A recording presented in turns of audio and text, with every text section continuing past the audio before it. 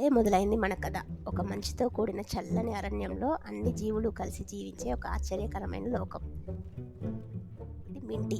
చూడడానికి ముద్దుగా కలలతో నిండిన హృదయంతో మంచులో నిశ్శబ్దంగా తిరుగుతున్న ఒక చిన్న బిడియంగా ఉండే పిల్లి. ఒకరోజు దట్టమైన పొగమంచు ఒక్కసారిగా అడవిని కప్పేసింది. దారులు అదృశ్యమయ్యాయి, గూళ్ళు మాయమయ్యాయి. భయం ఆవహించింది. జంతువులన్నీ గందరగోళంలో గుమికూడాయి. ఏం చేయాలో ఎవ్వరికీ తెలియలేదు. ఆశ నశించిపోతోంది. అందరినీ ఆశ్చర్యపరుస్తూ మింటి ముందుకు అడుగుపెట్టింది. చూడ్డానికి చిన్నది, కానీ ధైర్యం మరియు చాకచక్యంతో నిండి ఉంది.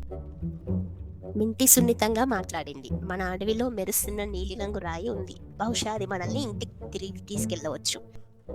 ప్రతి జంతువు ఒకదానికొకటి తోడుగా తమ పాదాలను కలిపాయి. ఎవరు చిన్నవాళ్ళు, ఎవరు పెద్దవాళ్ళు కాదు, అంతా ఒక బృందం. మింటి చూపిన దారిలో వెలుగు మెల్లగా వ్యాపించింది. ప్రతి అడుగు ఒక ఆశ.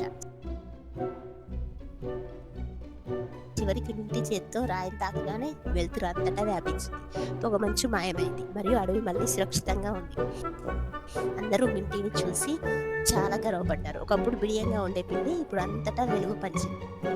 ఆ రోజు నుంచి మింటి ఒంటరి కాదు, ఇప్పుడు అది అందరి మిత్రురాలు. చీకట్లో వెలుగు చూపిన నాయకులు.